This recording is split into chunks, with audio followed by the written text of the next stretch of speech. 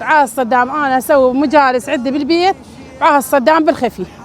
كنت قبل الناس ما عتها واسوي بالبيت عندي، اجمع لها هيك حبايب يمي وياي واسوي عندنا هيك قرايه ملايتي لينا وتقرا. اهل البيت واقفين لي بكل شده، ما طحت لي بشده ونخيت اهل البيت وخاصه ابو الفضل عباس. والله العظيم كل شده يقضيها لي، واحنا يوم ما نبني لاخرتنا اقول لهم يوم ما الدنيا كل شيء ماري. حتى اولادي قلت لهم يوم انا وصي كم مصيه وذن الشناين اقول لهم انا لو متت لا حد يقول علي، قولوا على الزهره وعلى الامام الحسين على فاطمه الزهره، انا لا تمدحون بي. يقولون شارت يوم هلا وين نلاقيها؟ قلت لهم هاي لا تقولن علي، يقولن باسم الزهره، يقولن باسم الامام الحسين، يحضرني بذاك المكان لا ينفع لا مال ولا بني. سويت وياه لقاء واعلان، انا هذا ما اريد انهن، اريد غاد انا بالاخر ابو عبد الله يكون ينشرني ويدور على اسمي ابو عبد الله غاد بالمكان ذاك.